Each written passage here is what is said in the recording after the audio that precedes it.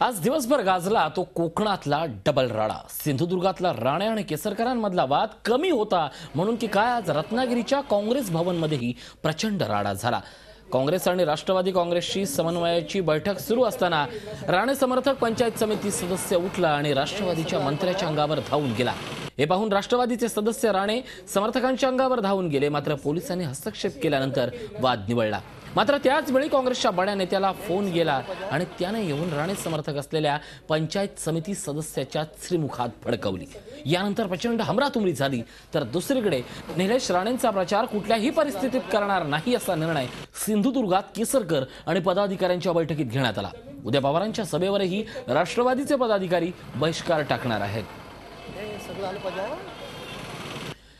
एकूणच सिंधुदुर्गातला हा वाद सुरू होता। रत्नागिरीत राष्ट्रवादी आणि काँग्रेसमध्ये आलबेल होतं। अशा परिस्थितीत नेमकी दोन कार्यकर्त्यांमधले हे वाद का झाले यावर आता सगळ्यावर प्रश्नचिन्ह निर्माण झालेत।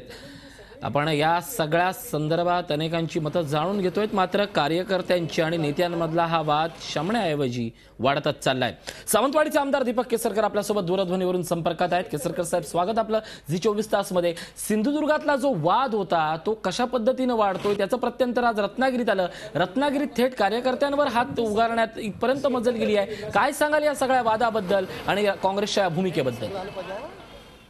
खरं तर आज काल मला पवार साहेबांची माझी चर्चा होती आणि त्या अनुषंगाने आमची मीटिंग सावंतवाडीला चालू होती कोर कमिटीची। आणि ज्यावेळेला हे कळलं की एका राष्ट्रवादीच्या कार्यकर्त्याला उमेदवाराकडून मारहाण झाली, त्यावेळेला त्याचे तीव्र पडसाद त्या मीटिंग मध्ये सुद्धा उमटले आणि त्याच्यामुळे जिथं कुठेतरी थोडंसं लोकांची समजूत घालण्याची प्रक्रिया चालू होती त्याच्या पलीकडे लोक गेलेली आहेत। आणि सगळ्यांचंच म्हणणं असं आहे की शेवटी आता आम्हाला शांतता पाहिजे। घडतं ते पुरे झालं आता कोकणामध्ये, कोकण एकदा शांत होऊन द्या आणि त्याच्यासाठी आम्ही सर्वजण खरं तर तटस्थ भूमिका घेऊन आजपर्यंत आहोत।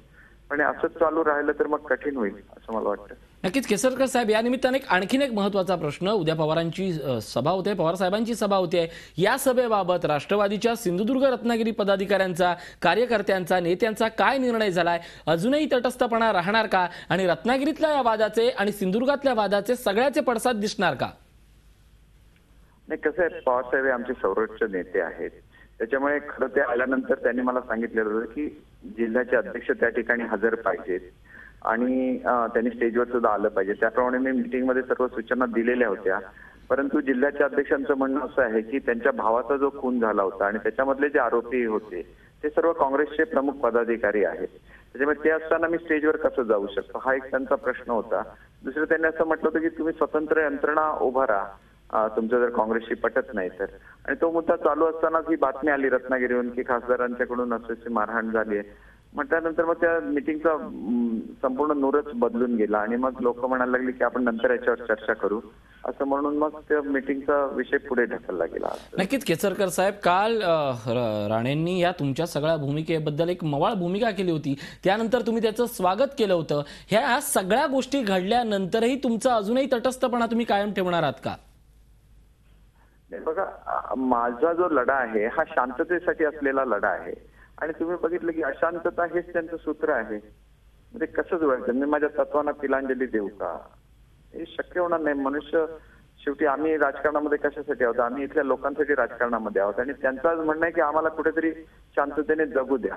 मग मी त्या लोकांच्या विरोधात जाऊन भूमिका घेऊ शकतो का? किंवा पक्षाची शिस्त म्हणून मी शांत बसलेलो आहे, नाहीतर माझे या संदर्भातले जे विचार आहेत आणि भावना खूप तीव्र आहेत, फक्त मी त्या व्यक्त केलेल्या नाहीत। आदरणीय अजितदादांच्याकडून तशा सूचना आल्या होत्या, पवार साहेबांकडून आल्या होत्या, त्याच्यामुळे मी शांत आहे किंवा मी मौन बाळगून आहे। नक्कीच तुमची शांतता फार मोठी महत्त्वाची आहे। पण या निमित्ताने एकच अतिशय महत्त्वाचा प्रश्न, उद्या पवार साहेबांची रॅली होती, या रॅलीमध्ये तुम्ही सहभागी होणार का? तुमचे कार्यकर्ते सहभागी होणार का? की केवळ जिल्हाध्यक्ष दिसणार आहेत, की तेही दिसणार नाही आहेत, की केवळ तुमच्या पक्षाचे सर्वोच्च नेते हे त्या ठिकाणी एकटेच तुमच्या वतीनं प्रतिनिधी दिसणार आहेत? नाही, असं होऊ देणार नाही आम्ही। त्यांनी जरी जिल्हाध्यक्ष म्हणून सांगितलेले होते तर जिल्हाध्यक्षांची जी डिफिकल्टी आहे ती आम्ही त्यांच्या कानावर घालू आणि जिल्हाध्यक्षांच्या ऐवजी त्यांचे दुसरा वरिष्ठ कोणी नेता आहे त्यांचं स्वागत करेल आणि त्यांच्यावर स्टेजवर स्वागत होईल, कारण ते आमचे सर्वोच्च नेते आहेत। त्यांचं म्हणणं कोणी टाळत नाहीत आमच्या राष्ट्रवादीमध्ये। नक्कीच याचा अर्थ थोडक्यात तुम्ही रॅलीला जाणार, तुमच्या वतीनं तुमचे पदाधिकारी जाणार असा अर्थ आम्ही घ्यायचा का? नाही, कसं आहे की मुळात ही जर बातमी आली नसती, आमच्या कार्यकर्त्याला मारहाण झाली ती रत्नागिरीमध्ये, तर पुढे ह्याच्यावर चर्चा झाली होती आणि पुढे काहीच चर्चा होऊ शकली नाही. कदाचित योगायोग त्यांचा असा असेल राणेंचा की आमची सभा सुरू असताना ती मारहाण करण्याची त्यांना बुद्धी झाली असेल.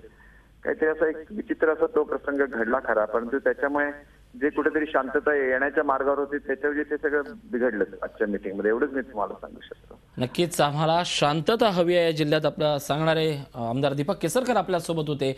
पण या निमित्तानं दोन पक्षांमधला असलेला हा बेबनाव पुन्हा एकदा दिसलाय. पण या सगळ्यावर नारायण राणे कडी करतील असं राजकीय विश्लेषकांचं मत आहे, हे मात्र नक्की. धन्यवाद केसरकर साहेब आमच्याशी बोलल्याबद्दल. आपल्यासोबत होते आमदार दीपक केसरकर. पाहतोय आपण रत्नागिरी आणि सिंधुदुर्गांमधली ह्या दोन राष्ट्रवादी काँग्रेसमधल्या आणि राष्ट्रीय काँग्रेसमधल्या या कार्यकर्त्यांमधला वाद आता पुन्हा एकदा पेटलेला आहे. खरं तर काल हे सगळं चित्र शमतंय असं वाटत असताना केसरकर मवाळ भूमिका घेतील असं वाटत होतं, पण अचानक चित्र पुन्हा एकदा बदललंय. झी 24 तास रहा एक पाऊल पुढे.